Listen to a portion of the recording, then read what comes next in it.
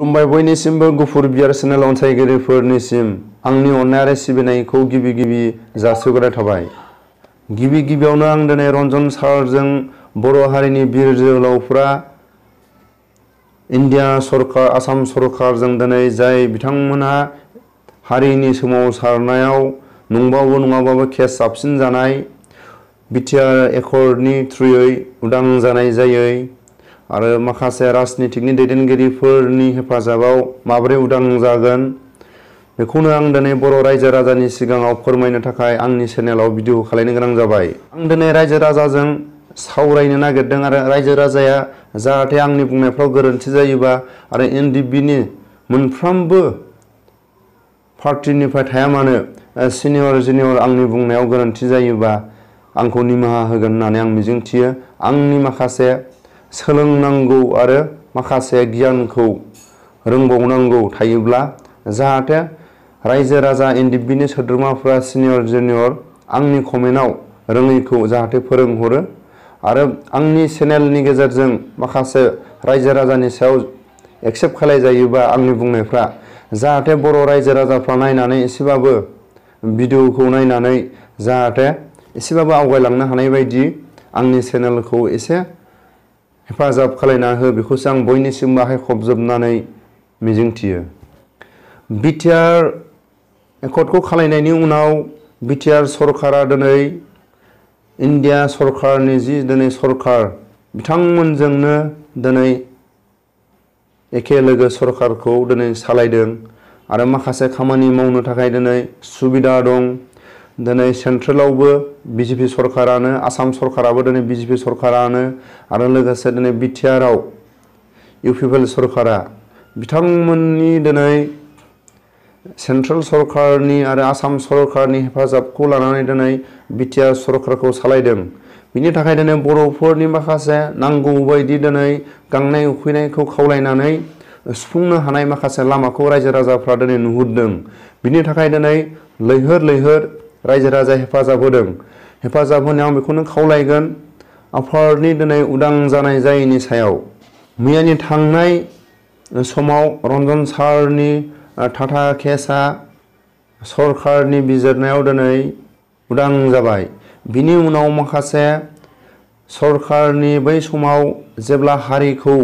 गादब जानाय सोबख' जानायखौ जेब्ला आन्दलनकारि सोमावसारग्रा आफादफोरनि सायाव इन्डियानि माखासे आयेनफोरखौ सोमावसारनो थाङोब्ला आगान सुरोब्ला बिथांमोननि सायाव माखासे नङै केसखौबो नंगौ होननानै दमन खालामनो थाखाय बा थान्दा खालामनो थाखाय माखासे सोमावसारग्रा आफादफोरखौ अबेबा केसखौ नङैखौबो नंगौ होननानै जाबसिननानै जाहाथे उननि समफ्राव आरो बिदि आफादफ्रा दा मावथों होननानै माखासे नेम निथि आयेनजों फोजोबनो थाखाय माखासे दफाफोरखौ माखासे आयेन धाराफोरखौ सरकारा साजा होयो। बे साजा होनायफ्राव जाय बिथांमोना हमजानानै जेब्ला सासपेक्टआव हारिनि सोमावसारनायफ्राव दिनै केस साबसिन जादों बिथांमोना दिनै रन्जन सारजों जाय बिथांमोना दङ दिनै माब्रै उदां जागोन बेखौनो आं बुंगोन। दिनै माखासे धाराफोरखौ जों दिनै स्पस्ट मोनथिजोबा। माखासे धाराफ्रा माब्रै दङ 20 बोसोरनि जुदि डिक्लेयार होदोंब्ला माखासे दानलु दानला 18 बोसोरसो फैयो। 18 बोसोरसो फैयोबा जेब्ला जेलाव थानानै जेलनि माखासे नेम निथि माखासे इन्डियानि माखासे आसाम सरकारनि नेम निथिखौ जुदि फल' खालायोबा गावनि रोंगौथिजों माखासे जेलाव अफिसनि खामानि माखासे बिनि आखल आखुखौ नायनानै जेलारा जेब्ला सम फैयो अब्ला बोसोरसे 1.5 बोसोर बिदिनो माइनास खालायबावो। अब्ला 18 बोसोरनि गेजेराव 1.5 बोसोर जुदि माइनास खालायबावोबा बेसेबां थाखो आरो जुदि पलिटिकेलि जुदि आरो सावरायनानै माखासे केसखौ बोसोरसे बोसोरनै बोसोरथाम बिदि आरो माखासे सावरायनानै खमायनो हायो आरो अबेबा केसखौ पलिटिकेलि माने सावरायनानै फोजोबनोबो हायो। मानो हायो बर'फ्रा बै जेब्ला जों ब्रिटिशनि समनि दावहा नांनायनि उननिफ्रायनो जेब्ला इन्डिया भारत स्वाधीन जादों अब्लानिफ्रायनो बर'फ्रा भट होनानै माखासे जिखुनु जाया इन्डियानि जायफोर सरकार सालायग्राफोरखौ दिनै बिजेपिआनो जा कंग्रेसआनो जा जिखुनु जाया दिनै अबेबा सरकारा देरहाबाबो जेनबाबो जाय देरहाग्रा पार्टिया बे इन्डियानि खामानिखौ इन्डियानि जेसेबां सुबुंफोर दं बिथांमोना हादरखौ जौगानायनि थाखाय दिनै खामानि मावखानांगोन आरो मावनांगोनबो। बिनि थाखाय जेब्ला बर'फ्रा खौसेयै भट होयो खौसेयै जिखुनु जाया दिनै हाबा खेराइ माखासे नेम निथिखौ फालिनायाव बर'फोरनि खौसेखौ नुनानै बै समनिफ्राय बिटिआर एकर्ड जादोंबाबो जायाबाबो बर' मिनिस्टार बर' एमएलए दंखायो। अब्लाबो दिनै बै समनि जों खोथाफोरखौ बुङालासिनो थायोब्ला बुंनोबो गोनां जायो। बै समावबो जेब्ला बिटिआर एकर्ड जायैनि सिगां माखासे एमएलए मिनिस्टारफ्रा सरकारजों सावरायनानै हारिनि जाथिनि सोमावसारग्राफोरनि माखासे केसखौ सरकारजों पलिटिकेलि सावरायनानै माखासे केसफोरखौ सिफायनो हायो, माखासे जेल जानो गोनांफोरनि माखासे दायफोरखौ खमायनो हायो, बिदि पावार थायो। नाथाय बिटिआर एकर्ड जानायनि उनाव बिटिआर एकर्डनि दफाफ्राव दिनै लिरनाय गैयाबाबो माखासे दिनै जेब्ला बिटिआर एकर्डनि दफाफ्राव थानाय बायदि मालाबा समाव बिटिआर एकर्डनि दफायावनो दं होनो, मालाबा बिटिआर एकर्डआव गैया होनना बुङो। दंबाबो गैयाबाबो बर'फ्रा जेब्ला बिटिआर एकर्डनि सरकारखौ सालायदों दिनै एमसिएलए बाबो दङ, एमएलए बाबो दङ, मिनिस्टारबो दङ, दा जोंनि गेजेराव दंजोबो। बिसोरो जमा जानानै दिनै बर'फोरनि राजखान्थि लिडारफ्रा जाय बिथांमोना केसाव दिनै होफाजादों बा सरकारजों जाबसिननानै होजादों बेफोरखौ दिनै खौसे जायोब्ला इउपिपिएल सरकारानो जा बिपिएफ सरकारानो जा जमा जानानै जुदि सरकारजों सावरायोबा गाबोननो गनो हानायनिबो खेमथा दं। आरो मा बुंनांगोन बिटिआर सरकारनि दैदेनगिरिफ्रा नाजादोंब्लाबो सेन्ट्रेलनिफ्राय हेफाजाब मोनदोंब्लाबो माखासे केसा जुदि आसाम सरकारनाव दङब्ला दिनै रायजो राजानि नोजोराव बा बिटिआर सरकारनि दैदेनगिरिफ्रा एनडिबिफोरनि केसफोरखौ बोखांनो बर'फोरनि दिनै सोबख'जानाय नासयजानायखौ जायफोर दिनै सोमावसारग्रा हान्जानि सोद्रोमाफोरखौ उदां खालामनो थांनायाव नाजानायखौ जुदि रायजो राजाफ्रा नुदोंब्ला आरो बिथांमोनाबो नाजादोंब्ला बिथांमोनखौ सम होनायाबो मोजां। मानो होनोब्ला दिनै केसा आसाम सरकाराव दङब्ला बिथांमोना एसेबाबो नारा नाथा जाखागोन। माब्रै नारा आसाम सरकारखौ सालायग्रा सरकारनि दैदेनगिरिफ्रा जोंखौ नायनो बाग्रा दैदेनगिरि गोजाखा। जायखौ होनना बुङो जों दिनै आसामिसफोर आसाम सरकारखौ जाय सालायदों दिनै दैदेनगिरिफ्रानो दिनै जिखुनु जाया दिनै डिसिआनो जा माखासे दिनै पलिटिकेलि दिनै लिडारफोरखौनो होन दिनै गासैबो दिनै जोंखौ नायनो बाग्रा जाथि गोजाखा। अब्ला दिनै बिटिआरनि दैदेनगिरिफ्रा दिनै बर'फोरनि दिनै जौगानाय जायफोर दिनै जेराव थानाय बिथांमोनखौ उदां खालामनो थांनायाव समखौ नांगोन आरो बहुद खस्थ'बो नांगौ जानानै फैगोन। मानो होनोब्ला बिथांमोननि खावलायनायखौ बिथांमोना खोनासंनाया थान जागोन। बिनि थाखायनो दिनै बर'फोरनि गेजेराव बिटिआर सरकारनि दैदेनगिरिफ्रा दिनै बिथांमोननि सायाव नाजामारनाया जुदि सैथोब्ला बिथांमोननि सायाव सम होनायाबो मोजां आरो समजों लोगोसे बिथांमोनजों हेफाजाब होनायाबो मोजां। मानो होनोब्ला दिनै बिथांमोननि खावलायनायखौ बिथांमोना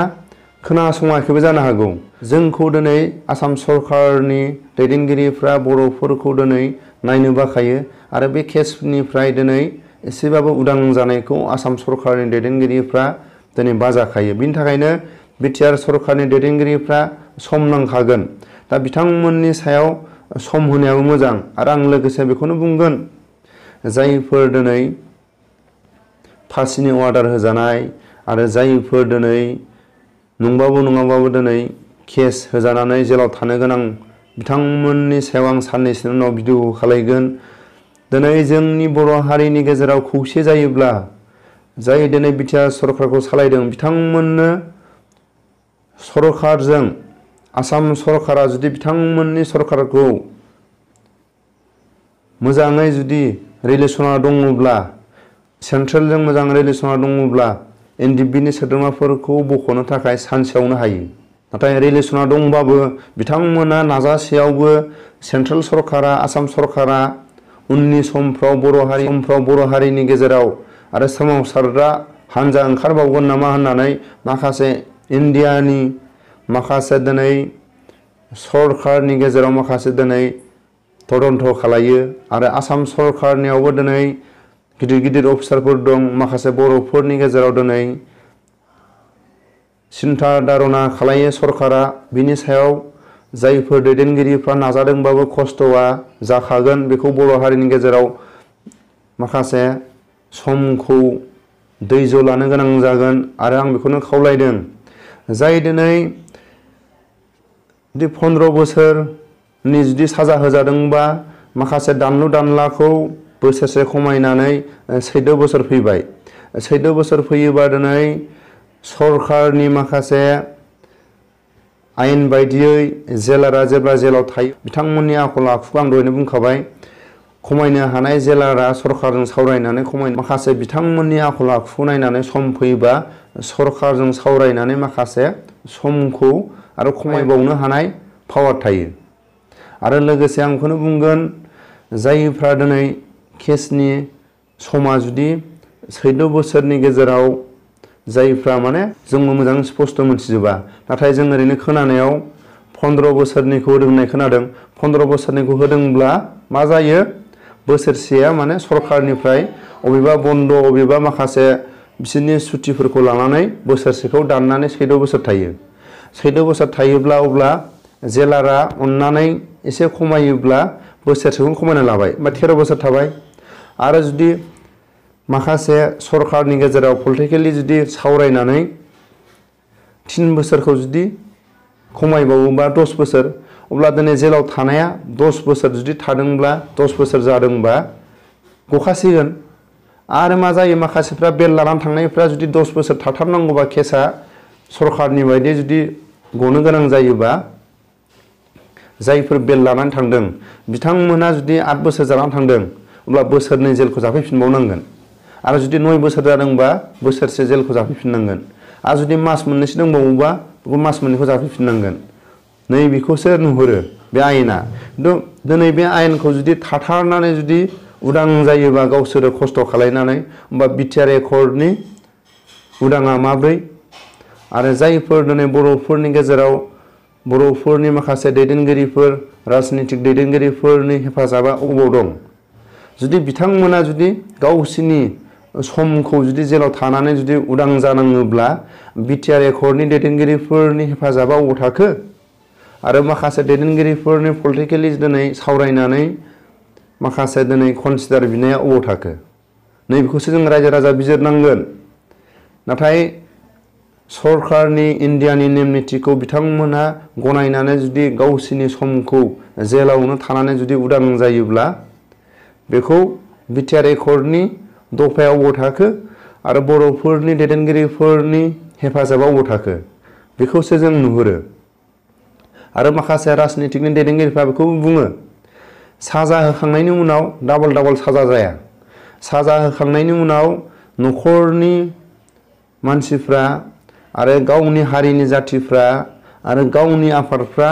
बिथांनि साजाखौ खमायनो हानाय मोनसे केस सालायनो हानाय लामा थायो नाथाय केसखौ जाफिननानै मोनसे डिक्लेयार होखांनायनि उनाव बिथांखौ डाबल फासिनो डाबल लाइफ टाइम माने जेलनो लाइफ जेलनो बिदि डाबल माने सरकारनि आयेन गैया जेब्ला डिक्लेयार होनायनि उनाव गावनि आफादनि सोद्रोमाफ्रा रायजो राजाफ्रा गावनि न'खरनिया बिथांमोननि सायाव खमायनो हानायसो लामा थायो दा रायजो राजाफोरनि सायाव दिनै राजनितिक दैदेनगिरिफ्रा माखासे राजनितिक गेलेयो बेनि थाखाय जोंनि बर'फोरनि गेजेराव दिनै गुलाय गुजाय जाबाय थायो दा बेखौनो आं खावलायदों बर' लिडारफोरनि माखासे बिटिआर एकर्डनि दैदेनगिरिफ्रा इउपिपिएल सरकारनि जाय सरकार सालायग्रा बिथांमोना जुदि एनडिएफबिनि केसखौ फोजोबनायनि बर'फोरनि जौगानाय खामानिखौ मावमारदोंब्ला बेखौनो आं खावलायो मानो होनबा दिनै आसाम सरकारा बर'फोरखौ नायनो बाग्रा लिडारफोर गोजा बिनि थाखाय बिटिआर एकर्डनि दैदेनगिरिफ्रा आरो इउपिपिएल सरकारनि दैदेनगिरिफ्रा दिनै माखासे बिथांमोनजों नारा नाथा जानो गोनां जाखागोन, सम लागोन। बिनि थाखायनो रायजो राजाया फोथायनानै बिथांमोना खस्थ' खालाममारदोंब्ला माखासे समखौ होनाया मोजां, बेखौसो आं खावलायो। आरो आंनि बुंनायाव गोरोन्थि जादोंबा बयनिफ्रायबो आंनि बुंनायफ्राव गोरोन्थि जादोंब्ला आङो